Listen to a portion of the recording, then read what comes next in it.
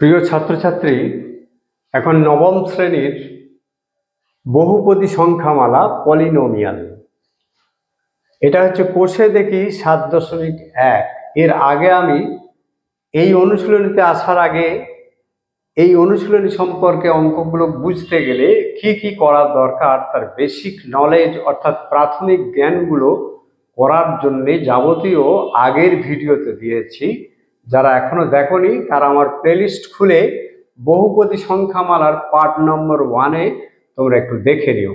তবুও আমি একটু বলে দিই, ধরো একটা সমবাহু ত্রিভুজ, তার 3টে বাহু, প্রতিটি বাহু যদি x সেন্টিমিটার করে হয় তাহলে তার পরিসীমা হবে 3x। আবার বলি, যদি একটি সমবাহু ত্রিভুজ 3টে বাহুই সমান, এইরকম একটা ত্রিভুজের প্রতি বাহু যদি x সেন্টিমিটার করে হয় তাহলে এর পরিসীমা হবে 3x। এখানে 3টা অপরিবর্তনীয়, 3 কখনো পরিবর্তন করা যাবে না।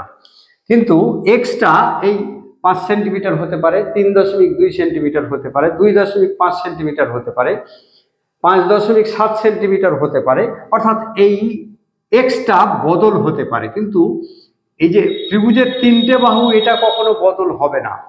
যদি বদল না হয় এটাকে বলা হয় ধ্রুবক, 3কে বলা হবে ধ্রুবক, আর x কে বলা হবে চলরাশি। অর্থাৎ চলরাশি পরিবর্তনশীল আর 3টা হচ্ছে ধ্রুবক, এটা অপরিবর্তনীয়। সুতরাং এখানে আমরা দুটো জিনিস দেখলাম, একটা ধ্রুবক, একটা চলরাশি। এগুলোকে বলা হয় বীজগণিতিক সংখ্যামালা। এই বীজগণিতিক সংখ্যামালা যদি এদের পাওয়ার সর্বদা অখণ্ড সংখ্যা হয় তাহলে সেটা 1 পদ হোক, 2 পদ হোক, 3 পদ হোক, যদি তাদের পাওয়ারগুলো অর্থাৎ সূচকগুলো যদি অখণ্ড সংখ্যা হয়, অর্থাৎ 1 2 3 4 থেকে অসীম আর 0 তার সঙ্গে হয়, তাহলে সেগুলোকে আমরা বলবো বহুপদী সংখ্যামালা। আর যদি ওই চলরাশিগুলির পাওয়ার অর্থাৎ সূচক ঋণাত্মক হয়, মাইনাস হয়, তাহলে তাকে আমরা বহুপদী সংখ্যামালা বলবো না। যদি ভগ্নাংশ হয় তাহলেও আমরা তাকে বহুপদী সংখ্যামালা বলবো না। আজকে আমাদের আলোচনার বিষয় বহুপদী সংখ্যামালা। এখন আমরা দেখব এই যে নিচের বহুপদী সংখ্যামালাগুলো দেয়া হয়েছে 3-এর অঙ্কে, তাদের নির্দেশ অনুযায়ী সহগ লেখো। সহগ মানে হচ্ছে কোএফিসিয়েন্ট, অর্থাৎ কোনো চলরাশির সামনের কত সংখ্যাটা আছে সেটা সহগ বলা হয়। যেমন এখানে দেখো x³ এর সহগ কত, 5, x² এর সহগ কত, 13, x⁴ এর সহগ কত, 2। এটাকে আমরা কিভাবে লিখতে পারি দেখো, 5x³ - 13x² + 2x⁴। তাহলে এখানে যদি আমাদের সহগ জানতে চেয়েছে x³ এর সহগ, তাহলে x³ এর সহগ 5, এটা খুব সহজেই বোঝা যাচ্ছে, এটা হচ্ছে x³ এর সহগ 5। এর পরেরটায় দেখো x² - x + 2, x এর সহগ, এখানে x এর পাওয়ার 2, এখানে 1, এখানে 0, তাহলে এখানে x এর পাওয়ার x এর সহগ চেয়েছে। x এর সহগ আমরা কত দেবো, এখানে দেবো -1। এখানে কত রয়েছে, এটাকে আমরা লিখতে পারি x² - 1x + 2, 1 × x মানে 1x। তাহলে x এর সহগ কত, x এর সহগ হলো -1। পরেরটাতে দেখো 8x - 19 এর x² এর সহগ। এখানে চলরাশিতে x এর সর্বোচ্চ পাওয়ার আছে 1, x² নেই, তবে এটাকে আমরা অন্যভাবে লিখতে পারি। কি লিখতে পারি, কিভাবে দেখো না, 0 × x² + 8x - 19, এটা এইভাবে লিখতে পারি, কারণ 0 × x² আমরা একটু আগে দেখিয়েছি যে 1-এর অঙ্কেতে দেখিয়েছি যদি 0 কোনো সংখ্যা পাওয়া যায় তাহলে এই 0 সংখ্যার সহগ কত হতে পারে। এটা কি বহুপদী সংখ্যামালা? হ্যাঁ, 0কে বহুপদী সংখ্যামালা বলা হয়, কারণ 0 × x⁴, 0 into x to the power 10, 0 into x to the power 15, যা ইচ্ছা দিতে পারি, কারণ এক্স টু দি পাওয়ার 15 যা মান হবে তাকে যদি 0 দিয়ে গুণ করি আমরা 0ই পাবো। তাহলে এই ক্ষেত্রে এক্স স্কোয়ারের আগে যদি 0 দিয়ে দিই তাহলে এটা 0 হয়ে গেল। তাহলে এক্স স্কোয়ারের সহগ আমরা কত পেতে পারি? এক্স স্কোয়ারের সহগ এটা 0। এর পরেরটাতে আমরা চলে আসি। এখানে দেখো, এটাকে আমরা এই সমীকরণটাকে এক্স টু দি পাওয়ার 0 সহগ চেয়েছি। এখানে এক্স টু দি পাওয়ার 0 সহগ কত ছিল? 2 ছিল। আমরা এটা লিখেছিলাম 2x টু দি পাওয়ার 0, অর্থাৎ এক্স টু দি পাওয়ার 0 মানে তো 1, তাহলে 1 ইন্টু 2 মানে 2 হয়। তাহলে এখানেও আমরা সেই রকম ভাবে লিখছি √11 x to the power 0 minus 3√11 x plus x square. তাহলে এখানে চলরাশি এক্স, এখানে 2 আছে, এখানে কিছু নেই মানে 1 আছে, এখানে এক্সই নেই মানে আমরা এটা এক্স টু দি পাওয়ার 0 করে দিতে পারি। তাহলে এক্স টু দি পাওয়ার 0 সহগ কত? এর সহগ হচ্ছে √11। তাহলে খুবই সহজ, এইভাবে আমরা বিশ্লেষণ করতে পারি। আমরা পরের অঙ্কে চলে আসি। পরের অঙ্কটা একটু খেয়াল করি। আমি নিচের বহুপদী সংখ্যামালাগুলির মাত্রা লিখি। আমি আগের ভিডিওতে আলোচনা করেছি মাত্রা বলতে কি বোঝায়। না, ধরে নিচ্ছি এই একটা বহুপদী সংখ্যামালা x to the power 4 plus 2x square plus 3x plus 4, এটা একটা বহুপদী সংখ্যামালা। এই বহুপদী সংখ্যামালা এখানে চলরাশি কি আছে? x আছে। এর সর্বোচ্চ ঘাত কত? সর্বোচ্চ পাওয়ার 4 যদি হয় তাহলে এর মাত্রাও হবে, এর মাত্রা হবে 4। অর্থাৎ বহুপদী সংখ্যামালায় কোন চলরাশির সর্বোচ্চ ঘাতকে তার মাত্রা বলা হবে। তাহলে আমরা চলে আসি এখানে x to the power 4 plus 2x³ plus x square plus x, এটা একটা বহুপদী সংখ্যামালা অবশ্যই, কেননা এর পাওয়ারে আছে 4, 3, 2, 1, অর্থাৎ এগুলো সবই অখণ্ড সংখ্যা। তাহলে এটা অবশ্যই বহুপদী সংখ্যামালা, এটা বলাই আছে যে এগুলো বহুপদী সংখ্যামালার। তাহলে এর সর্বোচ্চ ঘাত কত চলরাশির? চলরাশির সর্বোচ্চ ঘাত 4, তাহলে এর মাত্রা হবে 4, এর মাত্রা সমান 4। পরেরটাতে দেখো, 2-এরটাতে বলা আছে 7x প্লাস 5। এখানে চলরাশি কি? এটাকে আমরা এইভাবে লিখতে পারি 7x plus 5x two the power 0। তাহলে যদি 0 হয়ে যায় তাহলে এটা চলরাশি কি আছে? x আছে। এই চলরাশির এখানে 1 পাওয়ার আছে, এখানে 0 পাওয়ার আছে। 0, 1 অখণ্ড সংখ্যা, তাহলে এটা বহুপদী সংখ্যামালা। এর মাত্রা কত? এর মাত্রা হবে সর্বোচ্চ পাওয়ার, x এর সর্বোচ্চ পাওয়ার হলো 1। পরেরটাতে দেখো 16, অনলি 16। তাহলে এই 16টা এটা বহুপদী সংখ্যামালা। আমরা এ নিয়ে বহুবার আলোচনা করেছি এর আগেই। এটাকে আমরা লিখতে পারি 16 into x to the power 0। X to the power 0-র মান হচ্ছে 1। তাহলে 16 into x to the power 0 মানে 16 ইন্টু 1 মানে 16। তাহলে বেশি লেখা হলো না।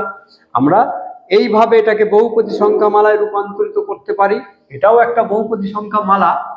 তাহলে এর মাত্রা কত হবে? এর চলরাশির সর্বোচ্চ পাওয়ার 0, তাহলে এর মাত্রা হলো 0। পরেরটাতে দেখো 2 মাইনাস y কিউব। এখানে চলরাশি কি আছে? y আছে।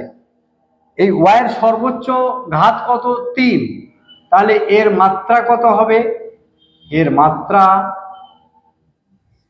3। 70, এটা এক পদ বিশিষ্ট বহুপদী সংখ্যামালা, এক পদী। তাহলে এখানে 7 ইন্টু টি টু দি পাওয়ার, এখানে চলরাশি টি আছে, তাহলে টি এর কত পাওয়ার আছে? কিছু নেই মানে 1 আছে। তাহলে এর মাত্রা কত হবে? এর মাত্রা হবে 1।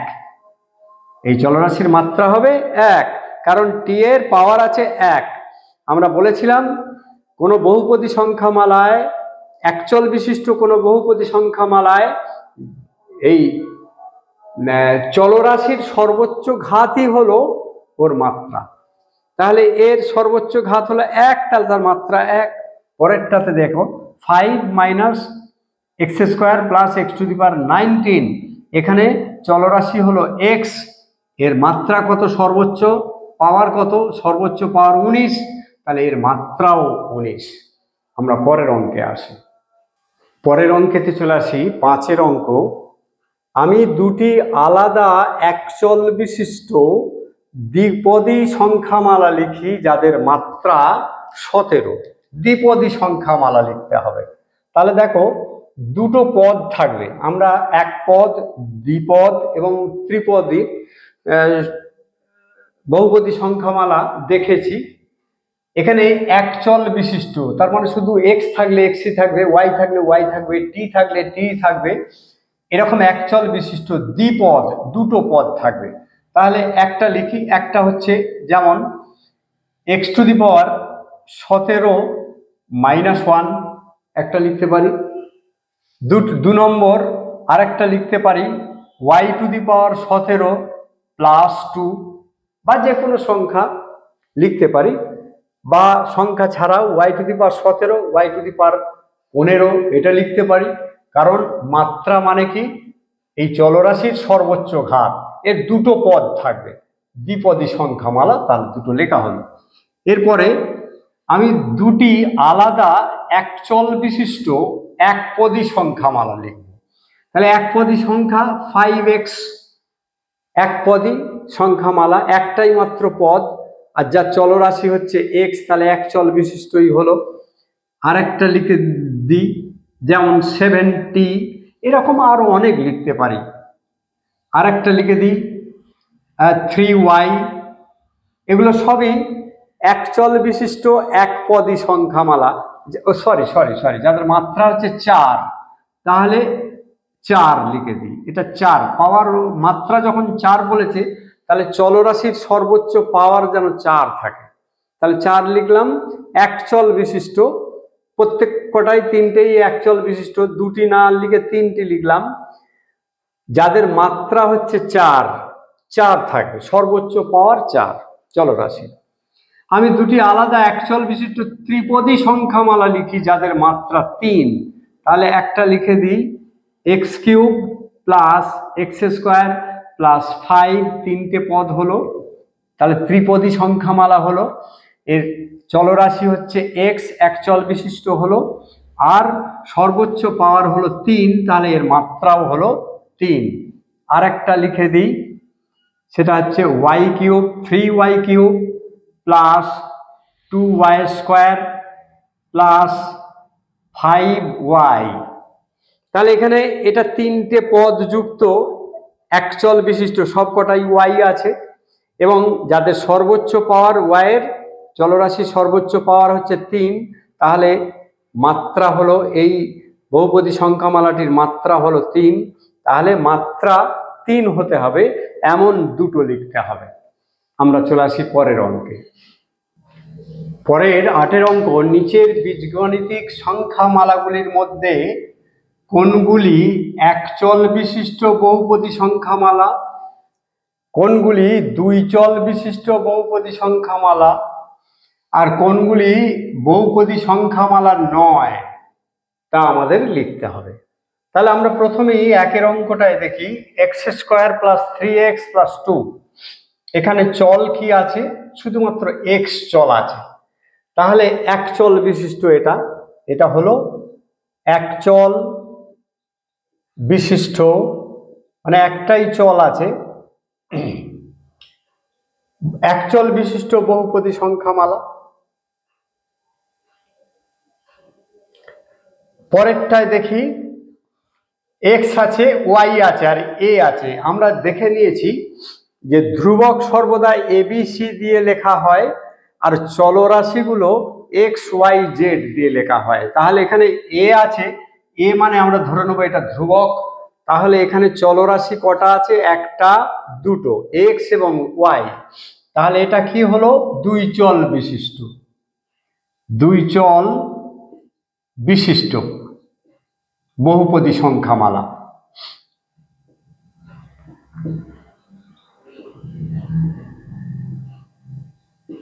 তাহলে দুই চল বিশিষ্ট বহুপদী সংখ্যামালা।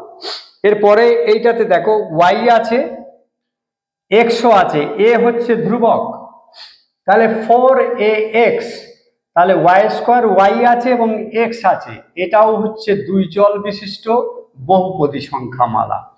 পরেরটাতে দেখো এক্স প্লাস ওয়াই প্লাস 2, এখানে এক্সও আছে ওয়াইও আছে, দুটো চল আছে, তাহলে এটাও হলো দ্বিচল বিশিষ্ট বহুপদী সংখ্যামালা।